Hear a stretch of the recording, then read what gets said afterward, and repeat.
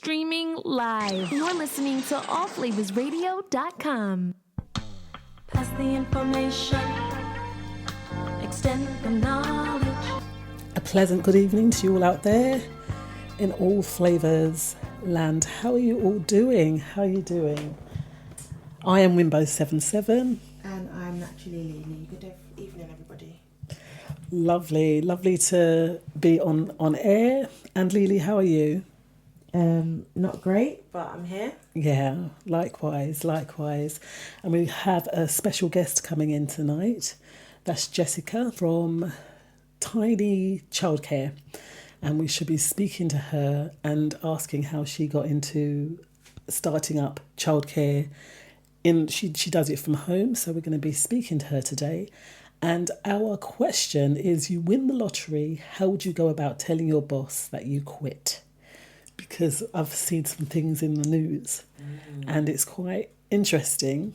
Yeah, it was funny. The thing I saw was quite funny. Yeah, so if you win the lottery, how would you go about telling your boss? So shout out to Charlie Muir and DJ Slim and also Mark Philogene.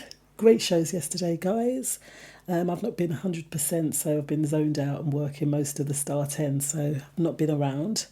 But I know you always do a fantastic job. So Lily, jumping straight in there to our National Day. Did you notice what the National Day was? So today is National Thrift Shop Day. And it says, on National Thrift Shop Day on August the 17th, get ready for some bargain shopping. Nearly every town in the United States offers a thrift shop or second-hand store, so there's no excuse not to celebrate. So obviously this is a US holiday, a US National Day, but we have quite a few thrift shops here in England. Yeah. I do like a thrift, actually. Same. I like a good bargain. I've got some really great bargains from the thrift shop or the second-hand shop. Yeah. Although what I find these days is that they're getting a bit too pricey. Yeah, I remember a little while ago, it was a couple of years ago now, and I saw a dress I liked on the rail. Still had the tag on it. It was a lovely Dorothy Perkins dress. But Dorothy Perkins were charging $8.99. How much do you think the price of this dress was? I have no idea. Bearing in mind it was in a second-hand shop. $14.90. Oh, that's just a joke, isn't it? they was charging more than the original shop charged. You know, if I was to buy it brand new, it would have cost less. So that was quite shocking. But yeah, when I see a good bargain, I do like a good bargain. Yeah, so it's National Thrift Shop Day. Again, it's stateside, but we can always apply it to us. And we know that a thrift store is a charity shop, hospice shop, second-hand shop, consignment or resale shop. Those resale shops are quite good. There's one that's just opened up in the How there. It's the Adidas store. Is that what you'd say is a resale store? No, No. What do you mean? That's an outlet. Oh, it's an outlet. Is that different? Yeah. Okay. Oh, so it's an outlet. So it's not the same as a thrift store.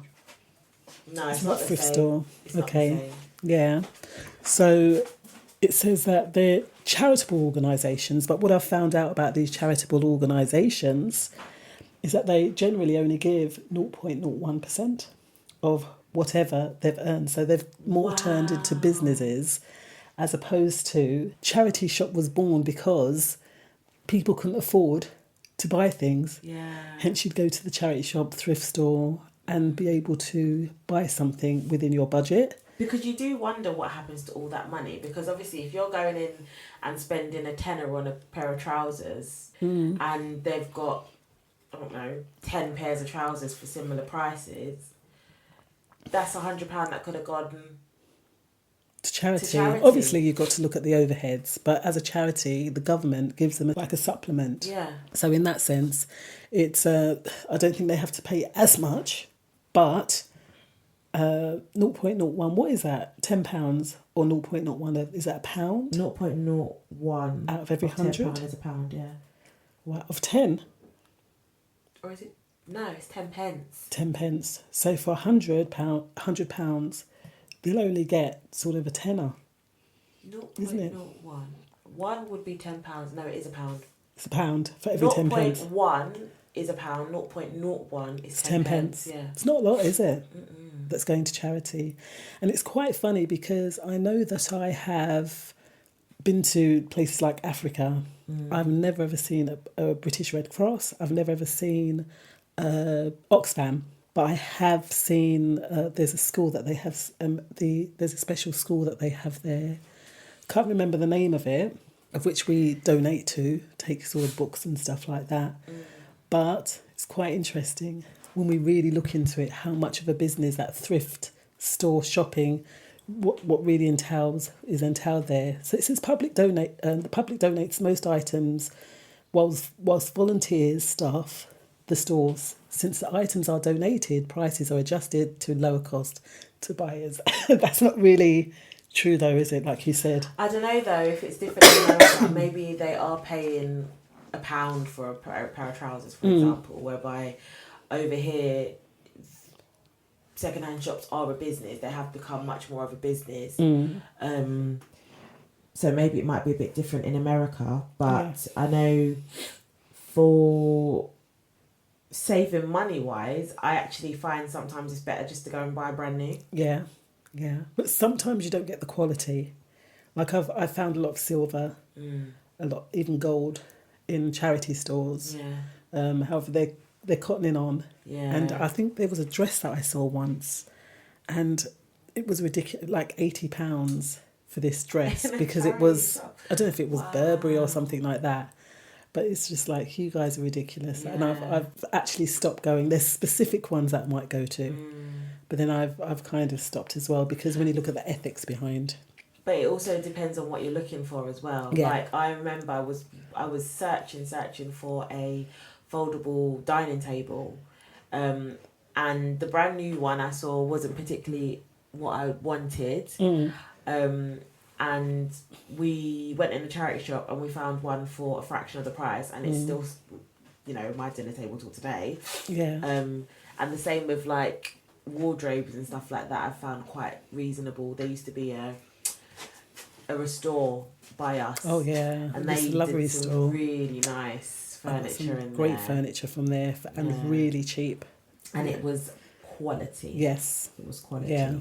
And you know that table, I know the table you're talking about, that's solid wood, yeah. That was probably from what, the 60s, 50s, maybe 40s, that kind of design. I think maybe 50s, 60s. But still, come on, when you buy furniture these days, it just, nothing is made to last, is it? 2 pieces of plastic stuck together. Right, you see, so it is beneficial, so there's other benefits of thrifting, because it says we can redecorate on a budget. Yeah. They have lots of nice vases, curtains, all that kind of stuff. And sometimes it's like you said, you saw the one from Dorothy Perkins. It's brand new, yeah. Brand new, never worn. Someone's bought it, didn't want it, thrown it away. Yeah.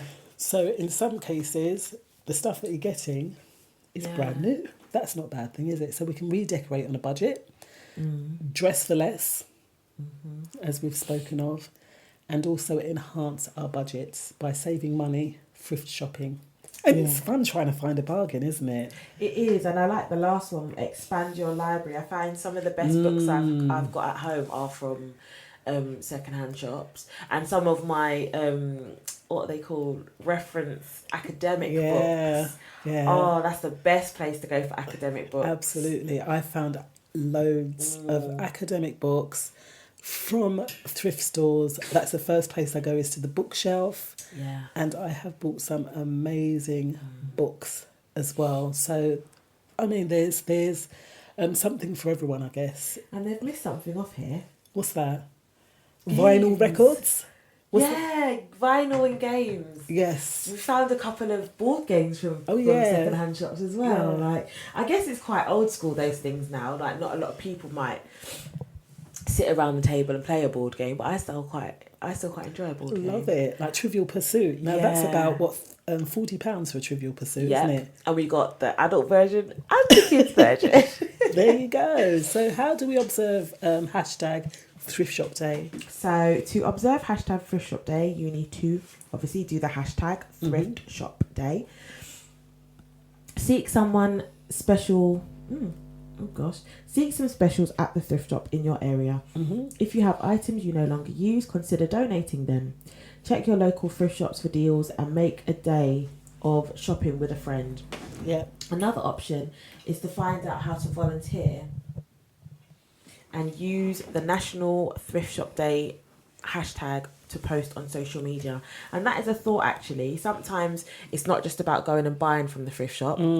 It's about donating to the thrift shop. But do check, because I know some charity shops are getting a bit bougie now where they don't take bags of clothes. Yeah. But there are some other, not shops, but some charities that you can drop off clothes to, and you can get them to come and pick them up from you as well. I got one the other day. It's from the council are doing something like that. It's called Viola. Yeah.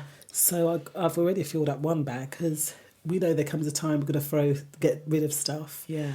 So Viola, I think that's a charity that they, quite a big charity, where they source secondhand stuff and send it out around the world. In the States, there's a charity shop that you take your clothes to, and they'll pay for the clothes. So they take the good ones. I've got a reference for that in England, in Really? the UK Is as there well. one here? There's one where they weigh your bags, Right. and they pay you for the weight of the bag, and they do it according to like clothes, toys, and stuff, and shoes. Yeah. This one, it takes the individual items. Oh wow! And they'll say, yeah, we'll take this, we'll give you that. And the woman, she must have come out with about $70. Oh wow!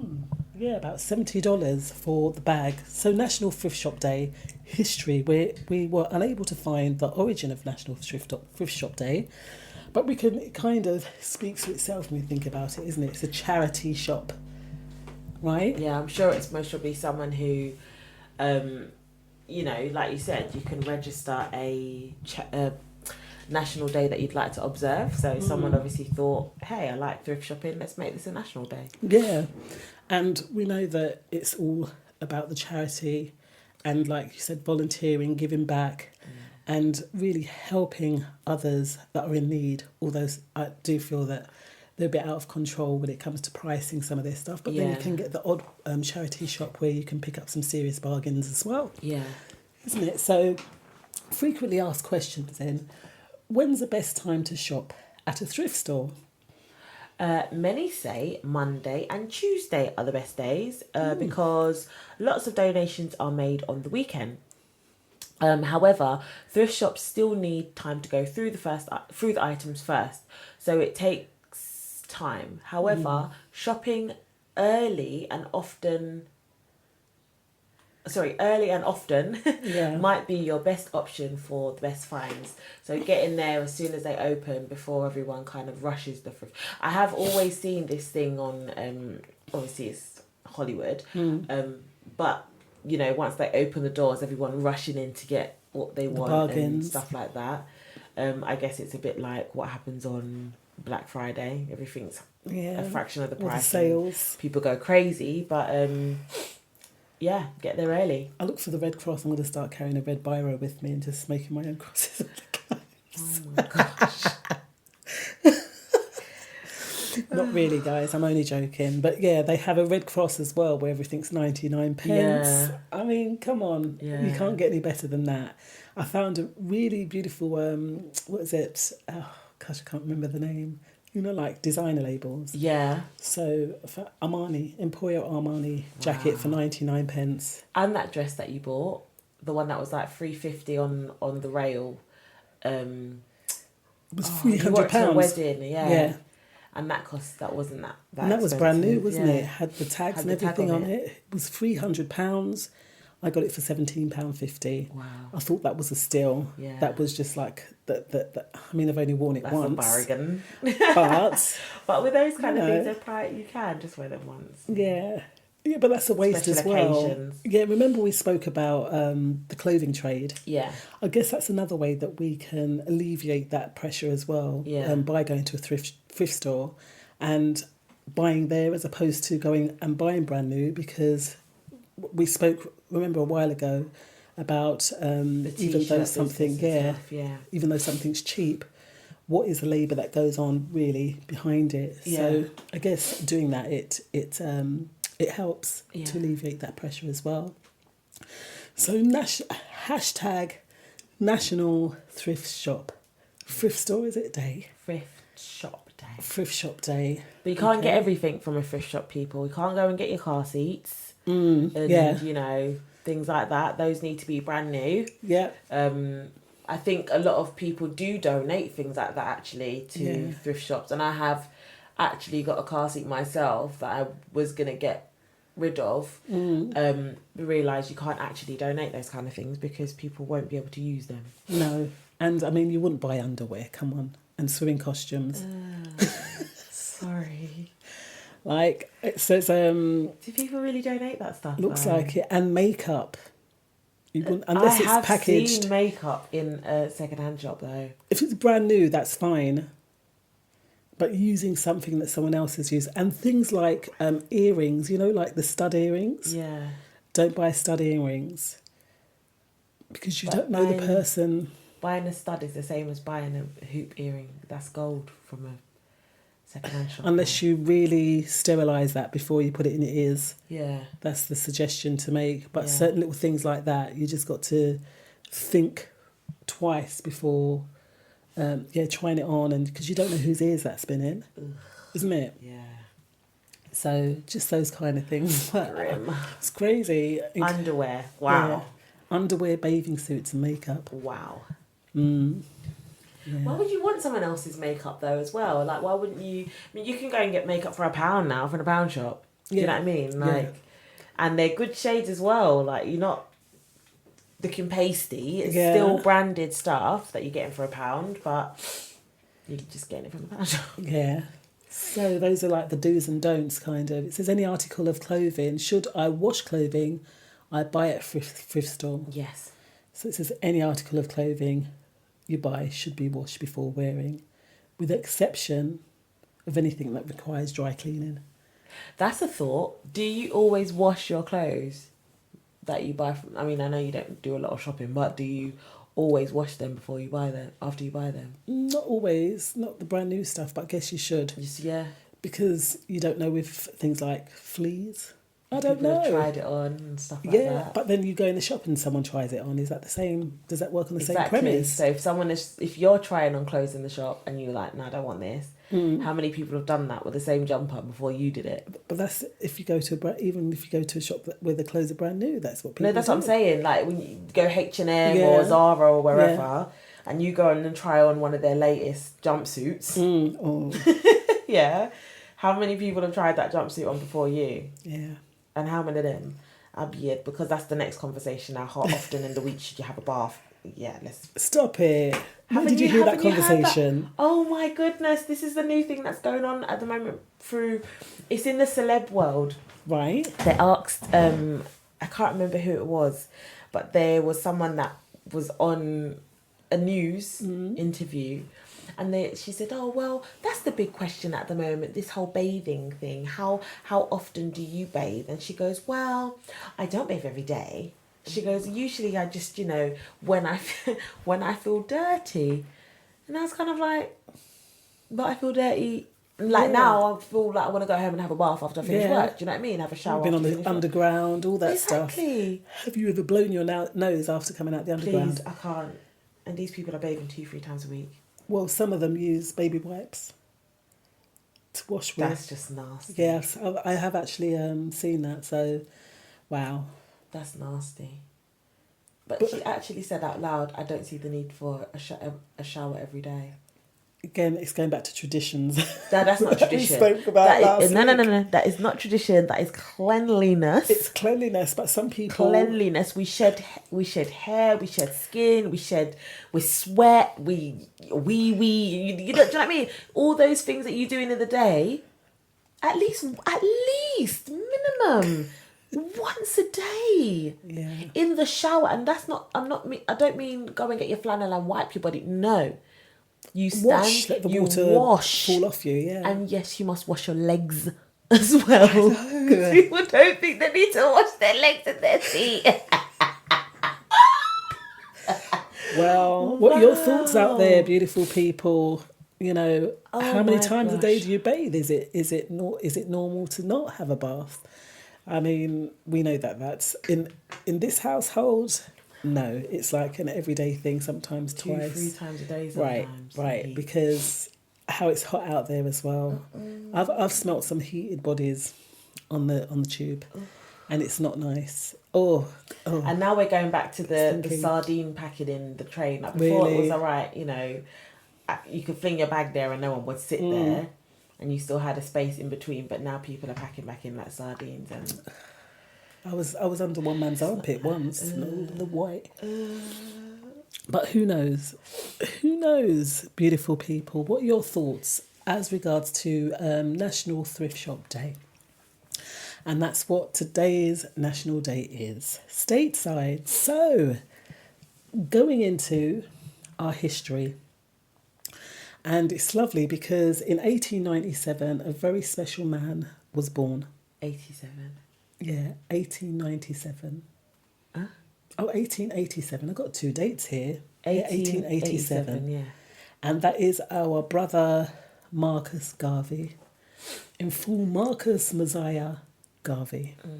Yeah, he was born on August the 17th in St. Anne's Bay, Jamaica, and died June the 10th in 1940. He didn't live very long, 60 odd years. Yeah, 60, was that 67? No, 63. That's not very long, is it? So he was a charismatic black leader who organised the first important American black nationalist movement. That's in 1919. Oh, that's quite interesting because that was that 1919 was the World War, wasn't it?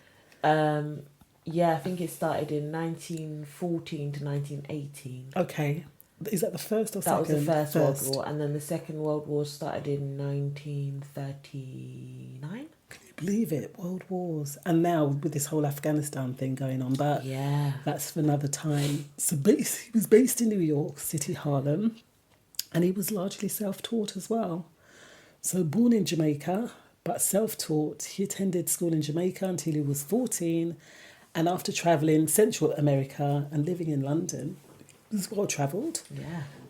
He returned to Jamaica where with a group of friends he founded the Universal Negro Improvement and Conservation Association and African Communities League, also called Universal Negro Improvement Association, UNIA, which sought, among other things, to build an African and black-governed nation.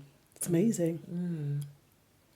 I don't think there's been anyone else like him after that. Well, there've been other leaders that have been tried to match the Marcus Garvey level. You had people like the civil rights movers in the 60s, so the Malcolm X's and what's the other one? Martin Luther King. Yeah. So they usually mentioned it, three, aren't they? Marcus Garvey, Malcolm X, and Martin Luther King Jr. But he seemed to have headed it up. It says, failing to attract Following in Jamaica, Garvey went to the United States in 1916.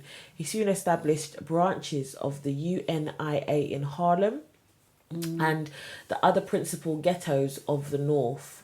By 1919, the rising Black Moses, that's how he was referred, claimed a following of about 2 million. Wow. Though the exact number of the association members was never clear. From the platform of the association's Liberty Hall in Harlem, he spoke of a new Negro proud of being black. His newspaper,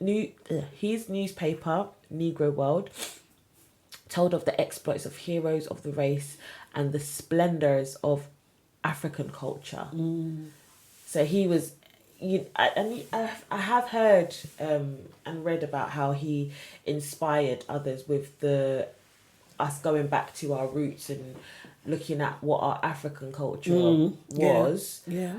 Because I feel like that's a problem for a lot of African American. I use the term Americans of African descent. Yeah. A lot of them have identity issues because they don't know, they can't trace their roots back. Yeah. And I was watching something today where the young girl was saying that it's their nationality is American, but their ethnicity is African American, because they can only trace their roots back to slavery. But they were very good, the slave masters at keeping books, so...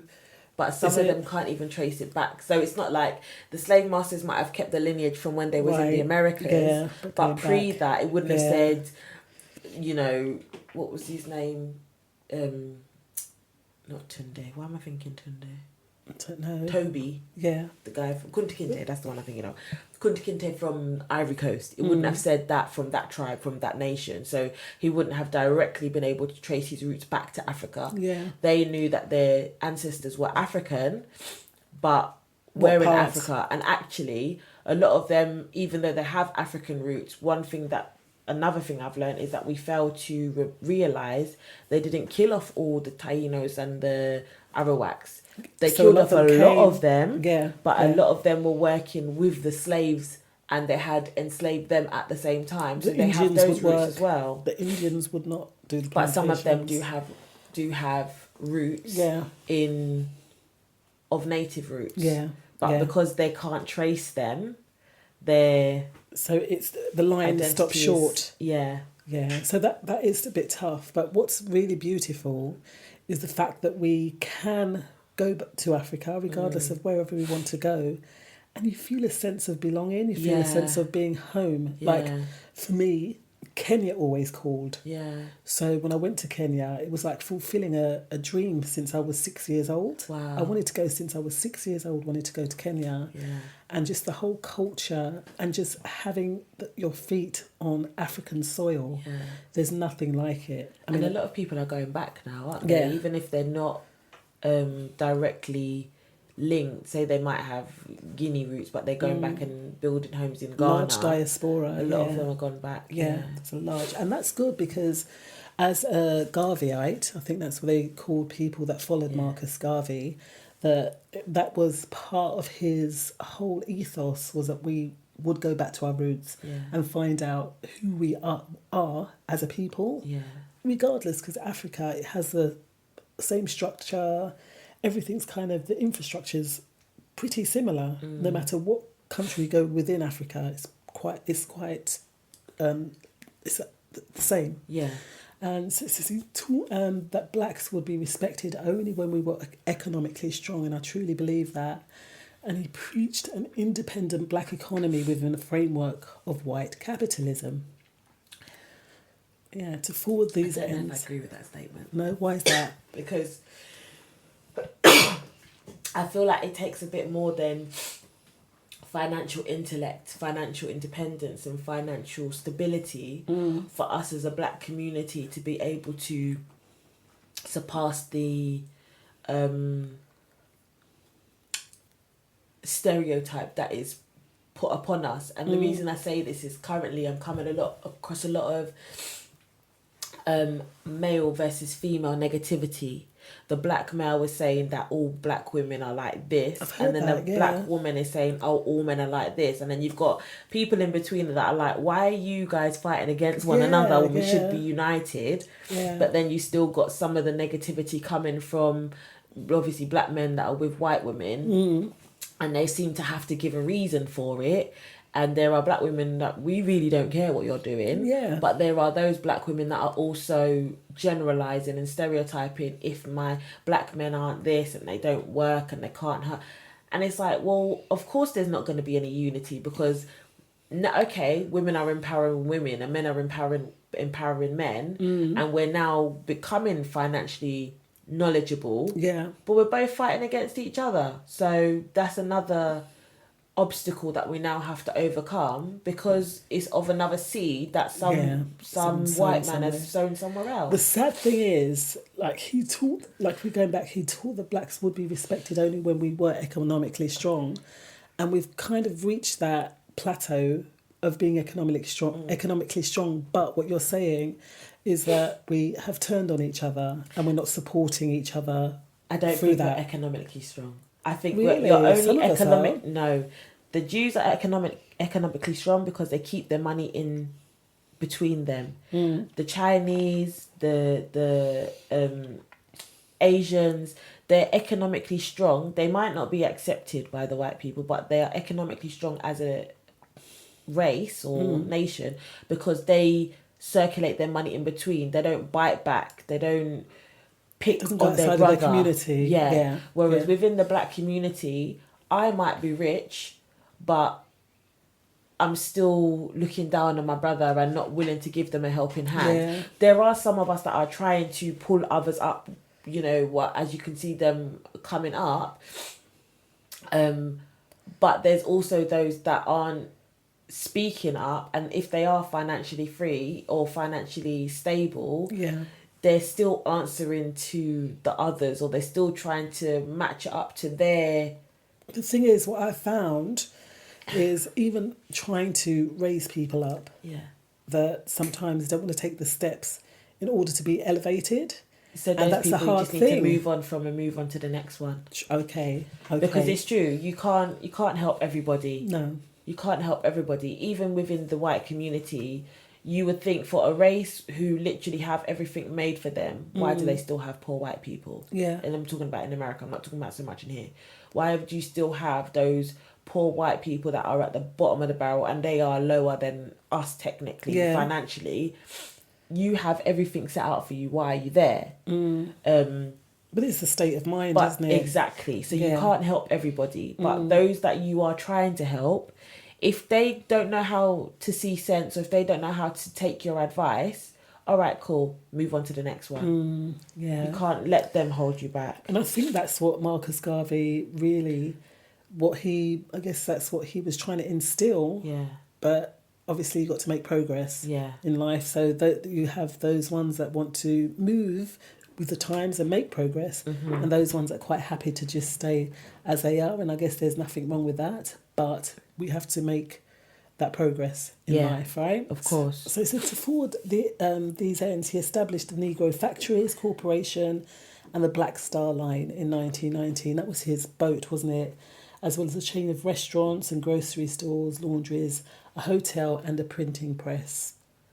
He reached the height of his power in 1920 when he presided at an international convention in Liberty Hall with delegates present from 25 countries. That's amazing. He really did achieve a lot. He did. And it says the affair was climaxed by a parade of 50,000 through the streets of Harlem, led by Garvey in flamboyant array. That was him in we see him with that feather in his cap and in the carriage. Yeah. And look what he'd done up until that point, establishing things like his black line of factories, restaurants, grocery stores. He really had vision. And you know those people that you sometimes come across and they're like, oh, I can't do this because this person has told me I can't, and I haven't got this and I haven't got that. When you look at people like Marcus Garvey, 1919, yes, we had supported a world war, but we were still going through segregation. Yeah. He's living in America. He's living in that society where black people were no blacks, no dogs, no Irish. Do you know what I mean? And he managed to build that so-called empire for himself. Yeah. So when you have got those people that come and have excusitis, as we say, you can't look at this example that he set the standard for us to follow, and it really does speak 1,000 words.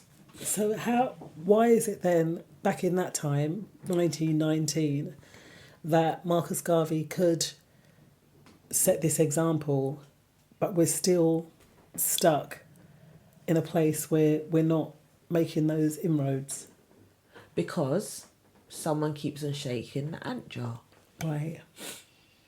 And we're too focused on fighting with one another that no one is stepping back and is looking at, actually, as a collective, we are doing well for ourselves. Why are we arguing between ourselves? There's obviously something that someone else sees that's putting these things out there. Because you look at the race issue, for example, that happened in the Olympics.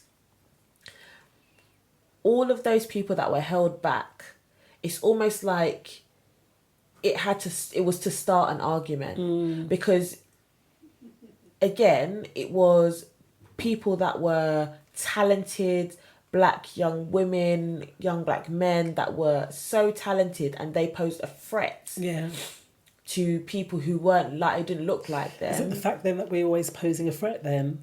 Because it shouldn't matter, should it? No, it should be, okay, I pose a threat to you, fine, but you keep on, we need to keep on doing what we're doing. Why are we changing up ourselves to conform? Yeah. And then there's the argument between us now that it's like, well, now we're trying to compete against one another when we shouldn't. The argument shouldn't be between us. We should just be continuing to better ourselves. Absolutely. And that is the point, isn't it? Marcus Garvey, he left a legacy, really, for us to follow, to show that even in 1919 he was able to accomplish these things. Yeah. And although, sadly, he was imprisoned and indicted for mail fraud in 1922 in connection with the sale of stock for the Black Star Line, he served 2 years in a 5-year prison term. By 1927, his sentence was commuted by the US press Calvin Coolidge, and he was deported as an undesirable alien. And I think they only done that. They probably only done that because they saw how influential that he actually was. Yeah. So they thought, we can't have this guy going and filling their heads with, it's not foolishness, but with this grandiose ideas. With sense. Right? So we have to put a damper on it and have it as is. So he was obviously sent back to Jamaica, and then he went into virtual obscurity. I wonder how he felt after accomplishing so much. Do you know what, as well? He most probably had an ally, and who knows if the ally stuck by him or whatever, but it must have put him in a place where he thought, I thought that I had support from them, and now I have nothing. Wow. So deflated, just dejected, rejected. Yeah. But then we know that we just have to keep going regardless of how many rejections or all this stuff that, again, that we're faced with, that we just have to keep pressing forwards and just not giving up. And it's true, my friend today, she got a rejection from something that she really wanted to do, and she goes, oh, it's fine, it just wasn't meant to be, I'll just move on to the next one. And I was just like, yes, that is how we should think. It shouldn't be we sit here mulling in our negativity and why didn't they want me and all of this business.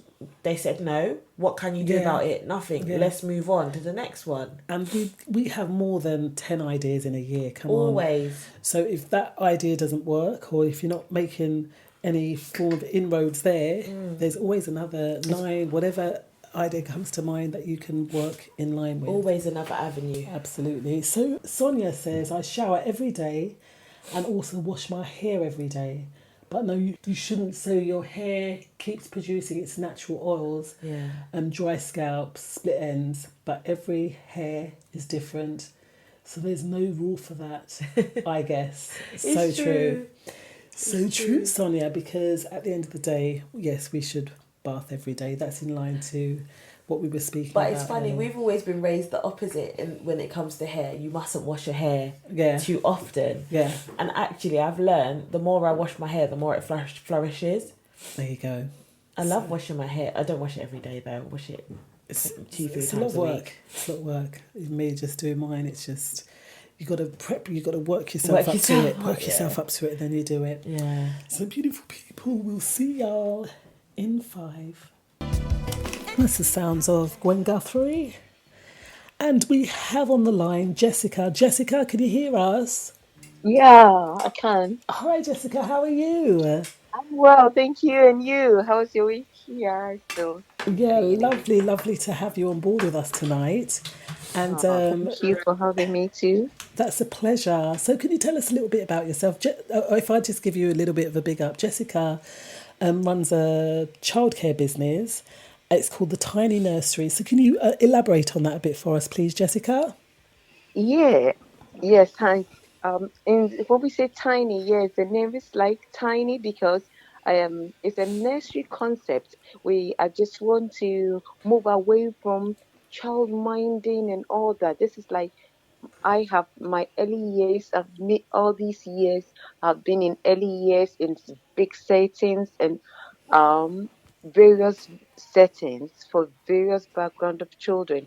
But then I wanted to bring it to home, and I know with a home everybody says child minding, but I still want that big educational thing at the back of my mind to impact the children. So I just said, this is Yeah. a nursery from a nursery and a big nursery or a nursery from a setting into a home, and yes, that's why the name Tiny came out. But still using all the curriculum aspects of the EYFS and the Montessori aspect, everything. So it's just a nursery in the home. But I just wanted to shift away from the child minding, because most people also, especially in our community, child minding concept becomes a little bit less than a nursery. Yeah. Yeah. So, Yes, so I wanted to put something like a little, is it a break on, or put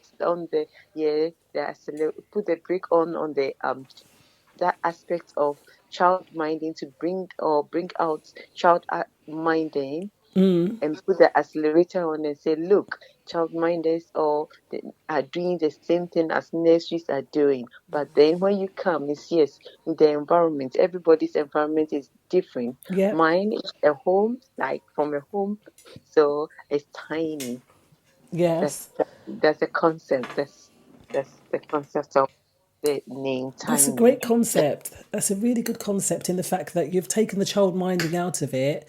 And although you looking after young people, um, it's more of a nursery setting, so they're learning as opposed to just being looked after throughout the day. Is that what you're saying? Certainly, Yeah. certainly. Taking care of all their overall development, just being particular, paying attention to every detail of them and moving them, trying to support them Yeah. to make a positive impact day by day. It Yeah. doesn't come overnight, as Yeah. you would know, but What ages do you work with? um, it's still tiny. Yeah. Yes, the umbrella is tiny agency. Yeah. Tiny And then agency. So what is the yes, age of children that you work with? the age of children, The yes, age, yeah. is mainly 1 to 5 years, Yeah. but my specialization, like from the babies, I'm very capable of looking after the babies. But here I am, I want to deal with the 2 to 3 years. This is where, especially those with challenging language development, or having to deal with their confidence Yeah. before to get into that reception class. I just want to mold them Yeah. in their best ability to bring out the best out of them, and So get them ready for their reception class. So, how do you help these young children with reaching their milestones? Every child, I don't have an umbrella, or I don't have one concept. Every child is different, as we all know, and every child walks through my door with different needs and different interests.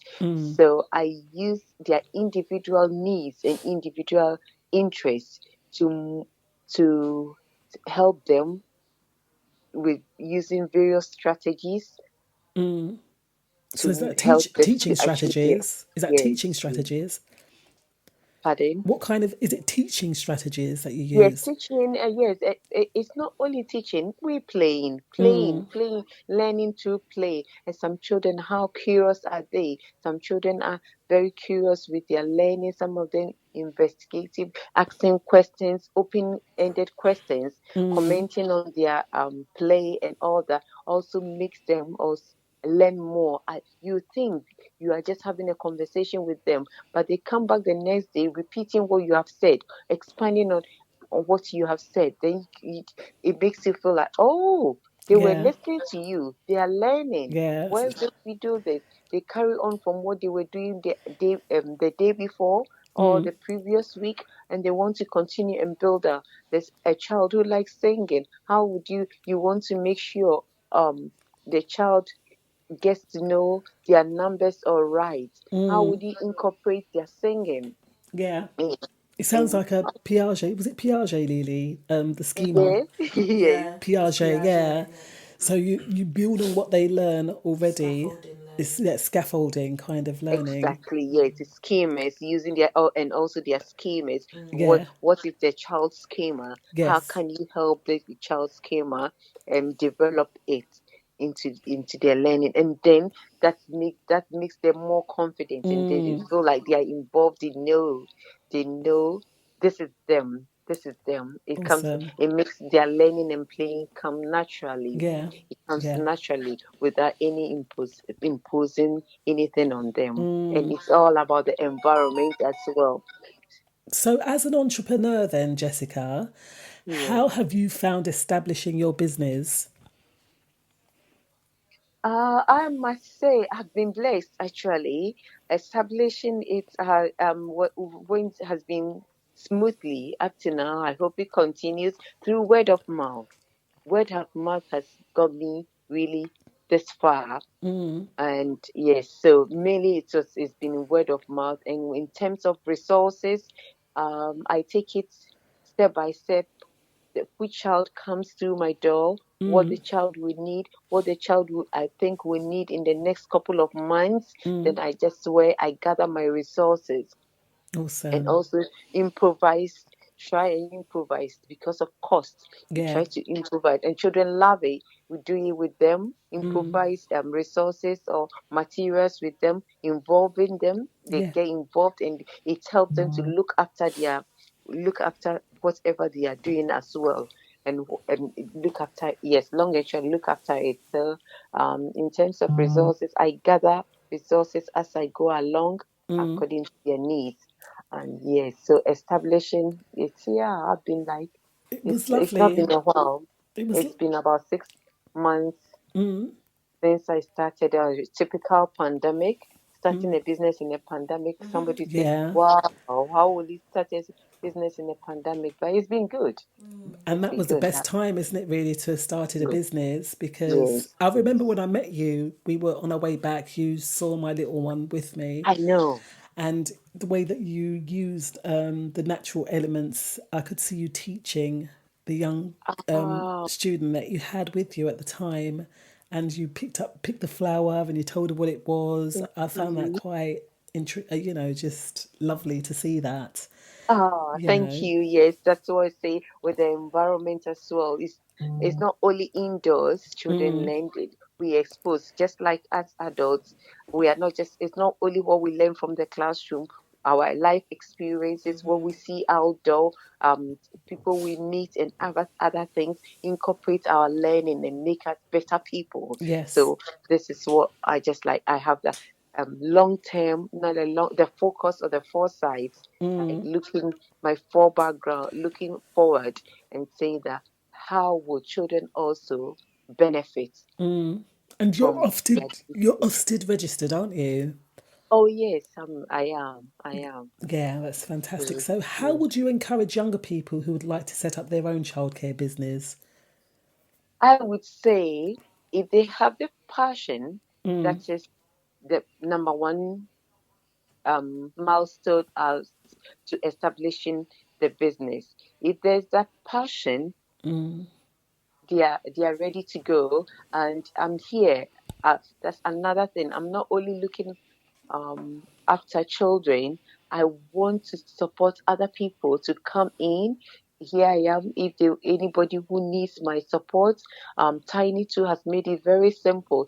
Those who do not have childcare as their background, Yeah, I've been very lucky. Childcare has been my background over 18 years now. So those who do have childcare as their background, Tiny has made it possible for them to train in a couple of weeks. yeah, yeah, Um, for them to get onto this business ladder. And with coaching, I'm here as a mentor, and also I'm the Haringey lead for them for Tiny. So I'm here to support anybody who wants to come in, so far as there's that passion. yeah. And I would say it's a very rewarding. It's rewarding. Yeah. It's an rewarding job.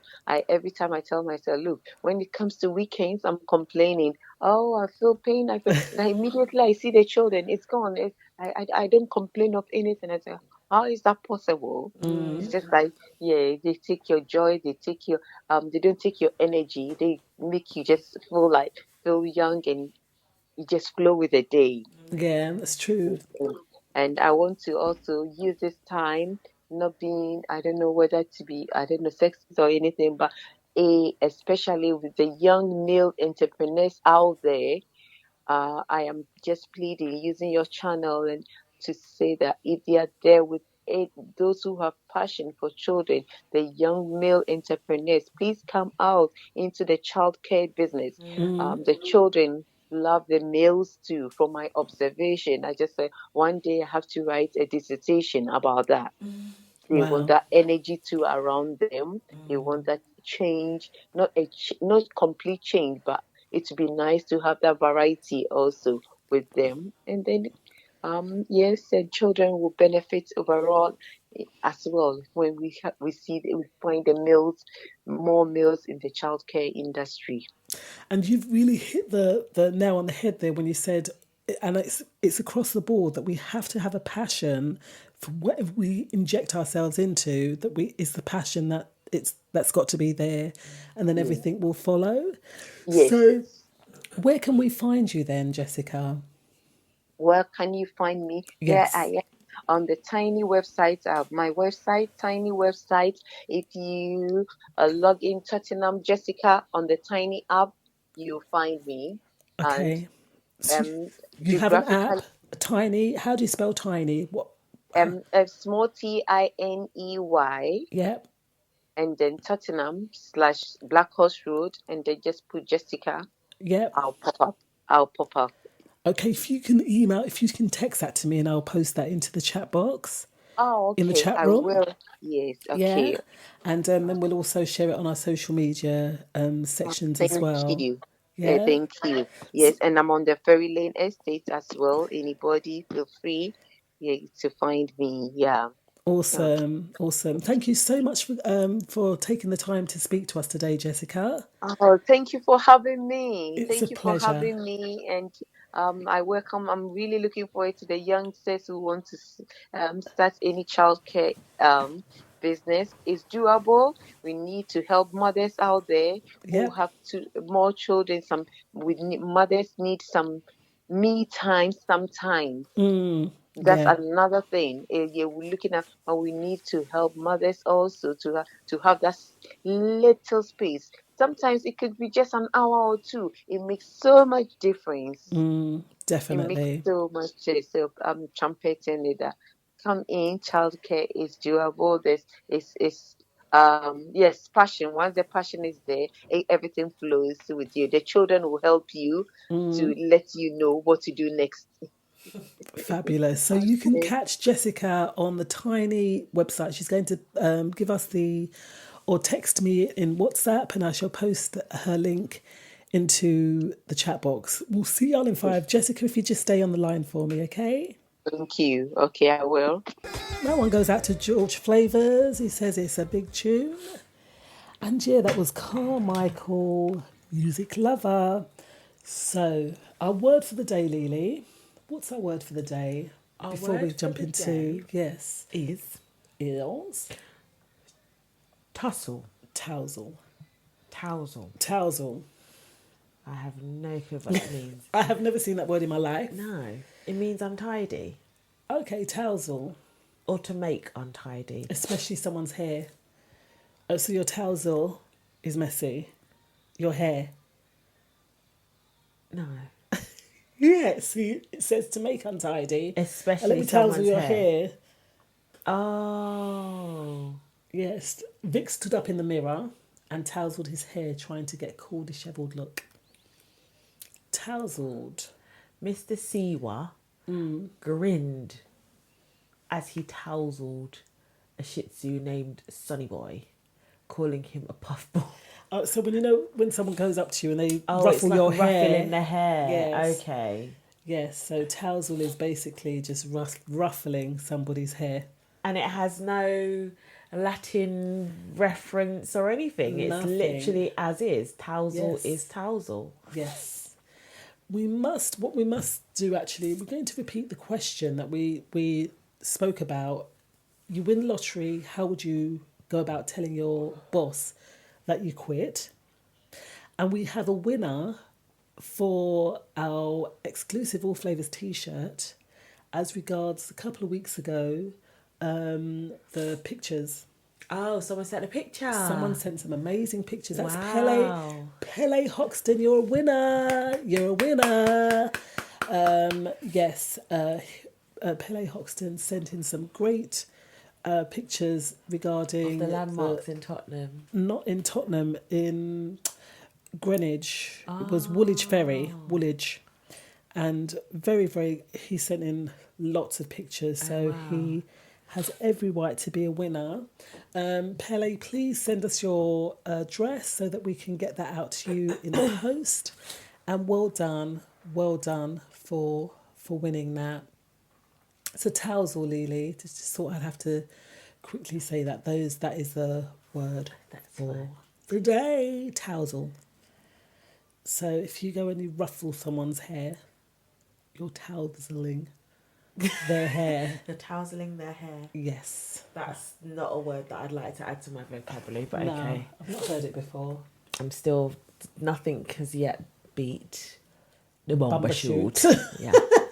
Nothing's That was beaten to the bumper best shoot. so far. That has been the best word of the day we have had, because I can say it and feel no way about saying it, and I know what it means. And when someone's like, "What on earth are you talking about?" Oh, a bumper shoot. A bumper shoot is the covering that you put over your umbrella. Amazing. Amazing. So, opportunities. We've got a few opportunities that have come up. Yeah. And one of them is the 1,000 black men, or should I say 100,000 black men, interns seek 2,000 paid internships, which is really 10,000, Mum. good. Is it 10,000? Sorry, 10,000 black men. They're offering 2,000 paid internships. Wow. So they've partnered with 24 different sectors, delivering internships across the range of internal business functions, and each internship presents the opportunity to change your career prospects in life. So the internships are offered at companies such as... So we've got Goldman Sachs, Bloomberg, American Express, NatWest, Coots, Legal in General, the NHS. I wonder what that is in the NHS. Citibank. Look who's there. Guys Hospital. That's Yeah. interesting. Yeah. And many more. It says visit for more information, www.10000blackinterns.com to find out some more information. Yes. Applications are now open in August 2021. So make sure you get your application in promptly. Yes. I'd be quite interested to see what that is at Guys. Do you think it's a... The way I'm seeing it, it looks like there's a lot of... It's financial. Yeah. It's financial internships. But I don't know. Well, Goldman and Sachs and all those companies are quite big companies, Their aren't investment. There's a lot of investment that goes on through those companies, Yeah. investment banking and things like that. Yeah. So, Good yeah. evening, Chanel Taylor. How are you doing, Chanel? Yes, so that's some great opportunities there. So that's 2,000 paid internships. Yeah, you don't usually get paid for an And internship either. We've put a link in the chat box, so come and join us in the chat room. You can get all the information there. And please share, and share some more, because it says don't delay, register below and join information webinar that takes place this August in 2021. And that's on www.10000blackinterns.com. All right, so that's one opportunity, as well as this other opportunity, Leash. And it's the government providing upskilling and reskilling for jobs. Yeah, so at the moment, and I can attest to this because I've been involved in something like this, the government are doing a lot of free funded courses from level 2s I think I saw at level 3s, but mainly level 2 qualifications that are allowing people to upskill. So upskilling is if you have, for example, got a management knowledge or something like that, but you want to get a bit more information, you can upskill. So you can get a bit of training that helps you that build your potential for employability. So you will have to go to the government website for that. Again, we're pasting the link into the chat as we do, but there are a lot of free courses available from the government at the moment, because obviously they're realising that employment rates are possibly being pushed up a bit because of the pandemic. A lot of people got furloughed, and then furlough ended, and a lot of people lost their jobs. So yes, do you know something that's come up as well? And I did have it there on the schedule, but there's something a bit more important that's pressing that we need to speak about, and that is the fact that there's no one to pick the crops in the farm on the farms because of Brexit. yeah, A lot of the workers have been sent back, so a lot of the crops are rotting. yeah. Yeah, a lot of It's crops funny are rotting. because we went berry picking last week, and a lot of the, so like for example the strawberries, a lot of them had gone off. Yeah. So you had really, really nice red juicy strawberries, and then right next to that you had a green turning strawberry. So then you couldn't get the nice red one because it already had been touched by the one that's gone off. So it doesn't surprise me. Yeah, they're paying £20 an hour. That's for quite pickers, good. for pickers. So and It's very therapeutic. It's lovely. The funny thing is I've been watching this thing. It's called, what's it called? Being Human, and it's speaking about people that are on the dole. Yeah. And they sign on to lots of young people as well. Like, we can't get no jobs, and I'm like, well, why don't they have some kind of thing where unemployed people are able to go and pick? They most probably do, but these are the sort of people that turn their nose up at jobs. Really? Yeah, because I learned today, actually, I was having a conversation with someone today, and I know of 2 people that have been previously, they have got mental health problems. And one of them is, I think she suffers from like personality disorder or something like that. And then the other one's got really, really bad anxiety and depression and has been suicidal and that kind of stuff. Both of them have very good jobs. And they've managed to work their way up in those very good jobs. That's what we were speaking about last week. Do you ever remember? ticked that box that said, I've got a disability. Yeah. And yeah, what we said last week, that they're just getting on with it. Yeah. You know, so when people do say, oh, you know, I've got this and I've got that ailment and I can't do this, and a lot of people now can get jobs where you can work from home. So what's your excuse there? I was just, Ken's like, no, it's just, you can't force people to do things. Yes, you can. But I think that if you're getting paid, then you need to do something for it, right? If you can mentally beat down people to get a vaccine, you can mentally beat down people to go and get a job. Yeah. Sorry, it's that simple. Because one of the women in this programme is to benefits and stuff. Because she didn't go to the benefits office, they cut her money. Cut her off, yeah. So if you don't go and do the job, they should have like little vans and stuff. This is me just thinking. But that's what outside makes of the me box, laugh, is know? that you can get up at 9:00 every week to go and pick up your dole money or whatever, or go and say, oh, Then it look goes for to the these bank. 10 jobs. Yeah. Right? Or you can do that, Yeah. but you can't do that once a week for a 10-hour-a-day shift. Yeah. Once a week. I mean, what are your thoughts out there, listeners? How do you feel about the fact that all the crops are rotting in the fields? There's a lot of people that are possibly on the dole that are capable of working. Do you think that it's right for the government to say, hey, we'll send these guys, a van with these guys, and they can go and pick the crops? And one of the people, one of the articles that I saw, it was highlighting about, oh, these farmers, they're rich and they're all that, but they work very hard, you know. Of course they do. We was wrecked after 2 hours of picking. You know what I mean? My body ached for days. Wow. And all we did was walk up and down for 2 hours and pick strawberries and pull a couple of spinach out the floor. Wow. See? So they work very, very hard. It's hard shifts. You do, body conditioning. Half of the body conditioning that you're doing is an action that a farmer does. Yeah. Hitting the tyre and pulling this and doing all of that stuff. Gardening's hard work. It is hard work. But going into something really serious now, Lily, and I am dumbfounded and shocked at what I uncovered in this article. Okay.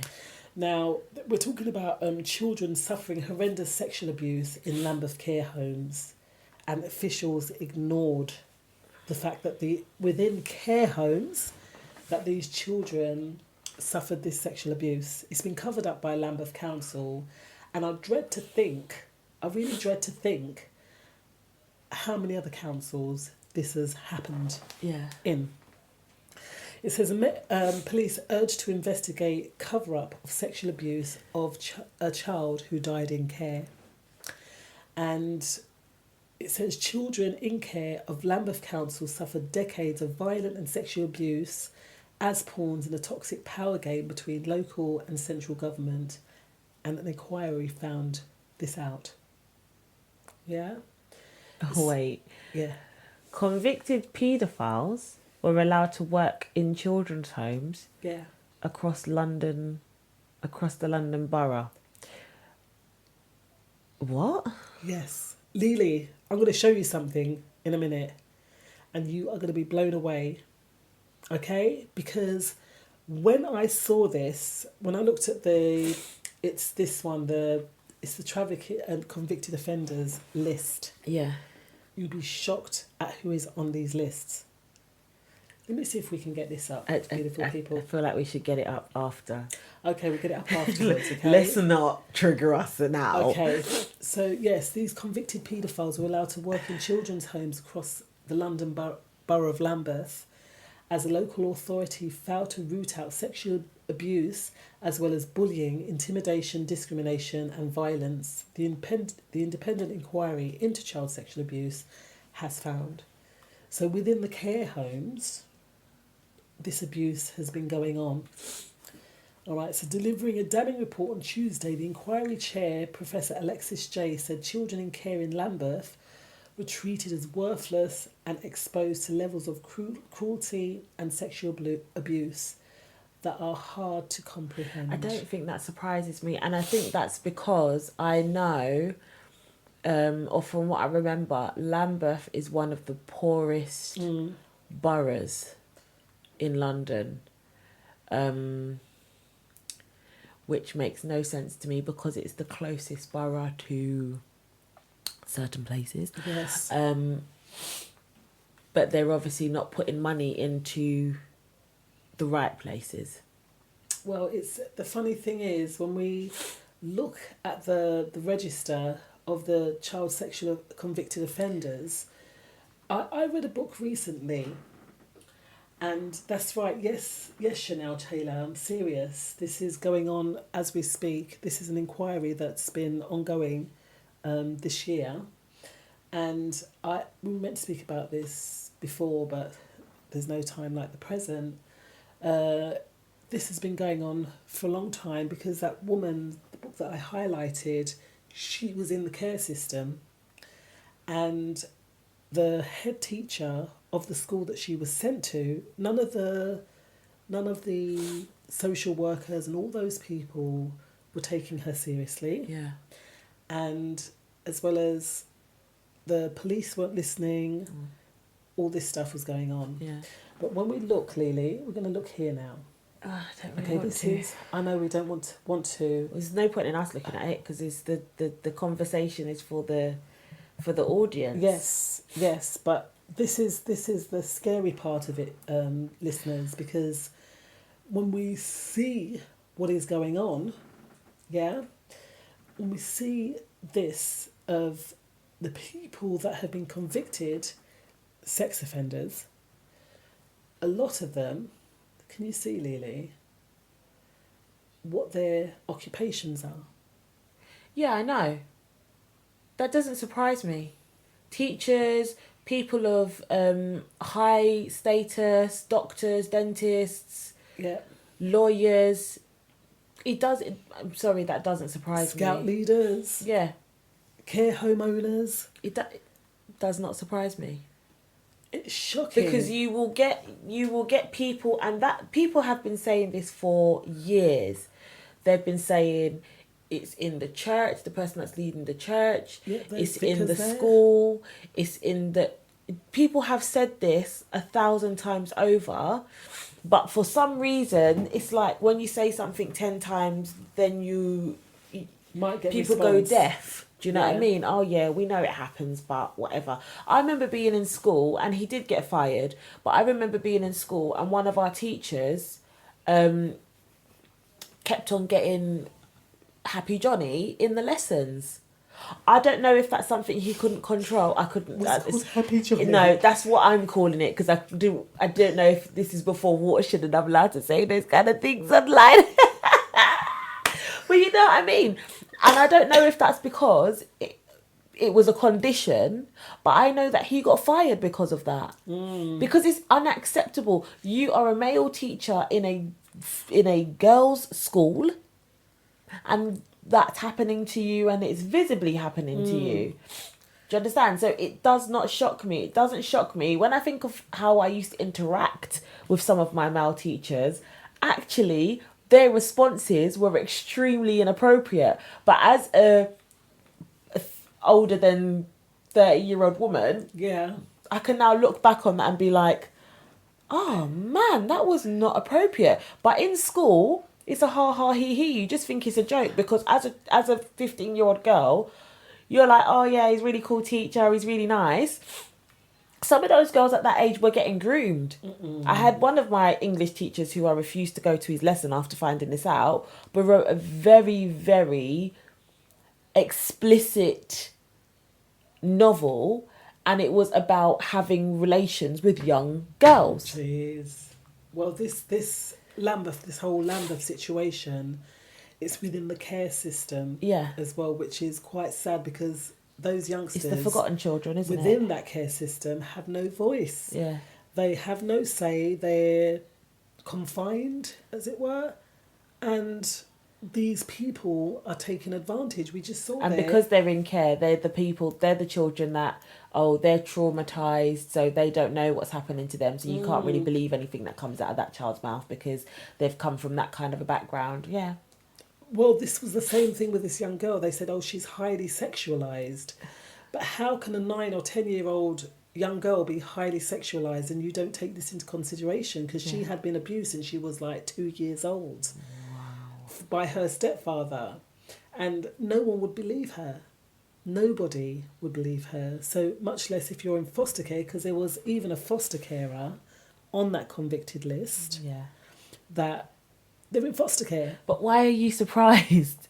I feel like you're really surprised about this. I was shocked, Lily. I'm not even going to lie. There's shocked. so many stories, and I don't know why I'm not shocked, but there have been so many stories that I've seen, films that are based on true stories, where this is the norm for some people. It's not normal, no, it's not. But it's always someone who has status. It's always someone that has a lot of responsibility, a lot of authority. Yeah. It's never the cleaner. The funny thing is, when I saw this, because they was going in on David Lammy and also Dawn, what's the lady we Mercer. spoke about? Is it the lady that got kicked out? No, that's someone else. Dawn, I can't remember her name. We spoke about her a couple of weeks ago. Yeah. And they've totally ignored it. I think that Lambeth is a Labour jurisdiction. Yeah. And no one's speaking about it. No one's talking about it. So when I saw this and it landed, I was like, what the hell? And looking further into it, and there's been this big cover-up. It says it's one of the council's biggest care homes, Shirley Oaks. Allegations of sexual abuse were made against 177 members of staff. Oh my goodness. 177 members of staff or individuals connected with the home by June of last year. It says complaints of abuse have been made by 705 former residents over 3 care homes: Shirley Oaks, Angel Road, and South Val. That's a lot of people that have been abused, and that's a lot of people doing the abusing. 177 people, like you said, in position of authority, in position of care over that over the individuals. Yet they're not really being cared for. I was watching this another crime program once, and there's a whole series on clergymen, men of the cloth.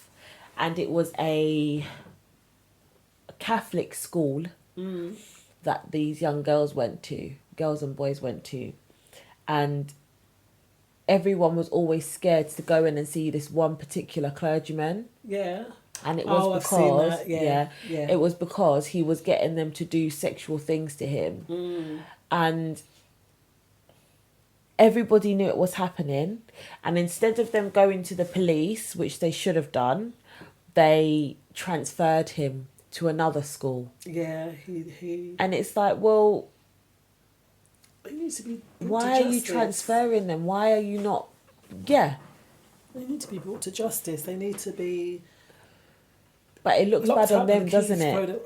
It looks bad on them because they've employed this person. On that list, there were vicars, bishops. That doesn't surprise me. They're always the ones that have been mentioned there. Chanel says that's what it was like in my school too. I went to an all-girls secondary, and a lot of them preyed on the girls in the school, even going as far to having a reputation for looking under desks to see under girls' skirts, etc. Stop it. It always made me uneasy having male teachers preyed. It's just so unfortunate how much gets done and brushed under the carpet due to people not caring or not believing. That's and wrong. This is the thing. How can you be scared to wear a skirt to school? I'm sorry. Mate, this is what I guess. Do you know what it is? It's just I cannot. That I've got two daughters, and if it was even suggested that mummy, that teacher is blah blah. There was one time I was picking Jayla up from school. Was it the vicar? And there's a vicar that's always there at the school. And she was fine when she was walking up to me, and then she saw him and she grabbed onto my arm. I said, "Oh, what's the matter?" She goes, "Oh, nothing." And then we kept on walking. And that was the first thing that came to my head. And I'm just like, I can't be that person. Because oh gosh, I don't even know. I don't even want to think about what my actions would be like, because you just.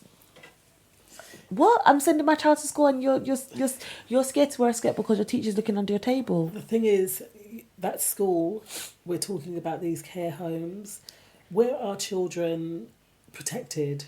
What are your thoughts out there, listeners, when it comes to youngsters within the care system? Because they are the forgotten children. Yeah. And I know that in some cases, because I saw this woman, because she wouldn't vaccinate her child, they took the child away, then she had a baby, then they took that baby away. That was in America, yeah. She wouldn't give it B12 injection. Yeah. Like, how dare they? It's not even a requirement. How dare they? It's not a requirement, but people can just come and make decisions over your life, take over your household, and wreck and ruin just something that is right. But with that case in America, it was the doctor... And I think she's being investigated. A doctor has been making a lot of false accusations over parents, but and why? saying that they're neglecting because of testing. So you think oh my gosh, newborn babies, a lot of their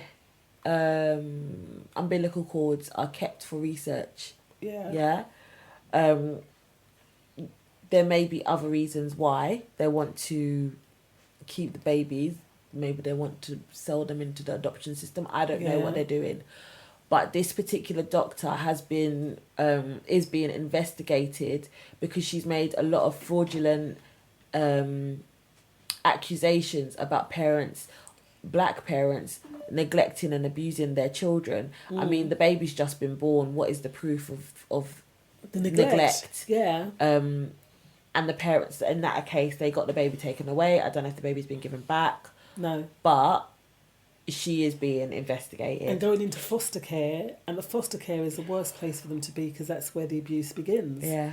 That's where the abuse starts. And these people stop at nothing to start even on a newborn child. Yeah. It's that disgusting. It's that degraded that these things are going on. And, I mean, Lambeth Council, they are under investigation. Okay, so they've been under investigation since last year, but that's a lot of numbers, like 177 members of staff being looked at, and 705 former residents, these victims of these care homes, and it's crazy. It really is crazy, and we're not hearing about it, so we need to. Because we're hearing about COVID. Yeah, that is the main thing. But all these things are happening, and what do we do in this situation? Can't do anything. What? Because these youngsters, they don't have a voice. They don't have parents. They don't have no one to fight. Unless you're willing to become a foster carer and take in a batch of children, you can't do anything. You know, what can you do? Unless the people in power aren't even doing anything, what are you as a lay person? Well, a lot of them in power are the ones that are doing this thing as well, aren't they? Yeah. We've put it in there. I've put a list of these convicted offenders into the chat box because at the end of the day, it's good to have an idea. When, like, swimming instructors, gym instructors... Sometimes, though, I think it's just too much. It is, and they've all been convicted. No, as in, like, you would be on, like... Sometimes that information is too much information. Like, there's some things that I just would prefer not to know. I know, but I don't want to sit down and read a list of people that are convicted sex offenders and then I got to send my children to school because I have no choice. Do you know what I mean? It's not... But to be forearmed is to forewarned to be forearmed. No, it's not, because then you're put in a position of... We already are going through a time where a lot of people are dealing with anguish and anxiety because of just current circumstances, and this just adds to it to think that I can't even keep my children safe. You can, because as a parent you need to let them know and speak to them about these things. Yeah, so but that's better than seeing a list of names. Yeah, that's true. That's very true. But it's about us as parents giving our youngsters a heads up. Yeah. And helping to know this is good behaviour and someone shouldn't be doing this. Yeah. Someone should... This is fine, but this isn't fine. Yeah. And then once they're aware of that, if it happens and, you know, a lot of them say, oh, this is our little secret, don't tell nobody. Yeah. If you hear those words, you come and tell mummy. Yeah. Those kind of things. Yeah. Okay? These kids in the care homes, they ain't got no one to go and tell. Yeah. 705 victims there, and they've got not a leg to stand on, and that's their childhood just taken away from them. So, beautiful people, we shall see y'all, because we're going to do the 10x rule, right? Oh, we're not going to answer the question. Oh yeah, we're going to answer the question, haven't we? Yeah. So, the question was, should we go back to it? Sorry guys, the question was, you win the lottery, how would you go about telling your boss that you quit? Now, we were asking this question because I saw in the news that someone took, or should I just say defecated, that's probably the best way to do it, defecated on their boss's desk. They wee-weed on the floor and then did it. Yes, on the table, and left them the gift. I think that's going a bit too far though. But he didn't even win! He didn't win. It was premature. He basically... I don't know why he thought he had won the lottery, but something had obviously come through with you're a winner or something. And before this person did their research, they went and mashed up the thing and I'm leaving and cussed at everyone and did his defecation and whatever, urination, only to find out that actually he hadn't won. Oh, that's terrible. And the thing is, you can be arrested for that. Yeah, he did. He got charged. Yeah, you can be arrested for that. What was it? It was indecent conduct. Yeah. Yes. Oh my. We have some really good answers here in the Facebook group. So Thomas Brennan says, with appreciation and respect, just like I would if I hadn't won the lottery. Winning a lottery doesn't mean you have to become an ass. Exactly. In fact, it should result in a better you, not a worse you. Exactly. Heather says, just don't turn up. Call him on the phone, especially if they've been awful boss. But a nice boss would speak to him personally and thank him, LOL, then say bye. Thank you. Would you give up your job if you... I wouldn't leave. I'm going to be honest, I wouldn't quit my job. Yeah, that's what Niambi said. I wouldn't actually quit. Niambi says, I'd set up a meeting but request to stay on the payroll. I wouldn't quit. I'd reduce my days. Yeah. I'd be like, oh, well, I work this amount of days. Maybe can I just do 1 or 2? And then when they ask me why, I'd be like, I feel like it's a bit much for me. I think I need to take some time for myself. Some personal development, maybe travel a little bit, That's what Tony They don't says. need to know that I've got loads of money now. Yeah, Tony says he'd send them a postcard. Yeah. I wouldn't quit. And Lorraine says she's her own boss. I quit. And this one here, Gordon says he put his feet on the boss's desk like Spock. Oh my days. So I don't think I'd quit my job. I don't know. Investments. I wouldn't quit. I wouldn't defecate. Because you can win the lottery, but a lot of people have won the lottery and a couple of years later they're broke again. Yeah. And these are the people that are like, oh, I'm a millionaire, and they've splurged, they bought a house, they bought a couple of cars, they've gone on holiday, they quit their job, and then they've got no revenue. What is the lottery? What's the amount that you get?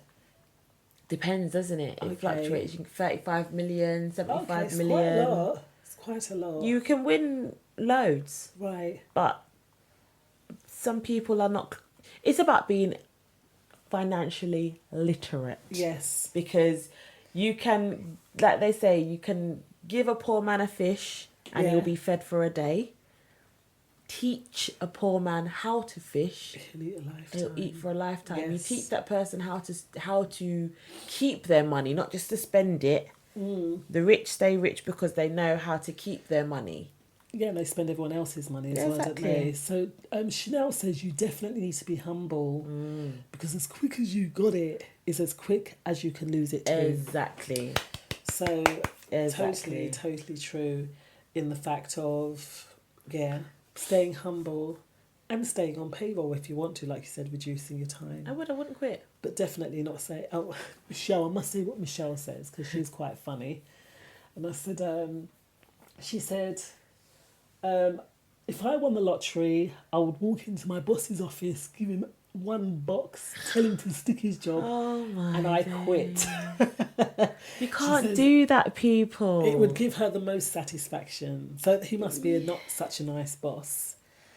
Some bosses can be horrible. I may go and tell a few people about themselves in not so many things. But you can't fire me. Being honest. Just being honest. And then I'll sit there every day knowing I don't have to be here. Yeah. And I'm here to watch you be better.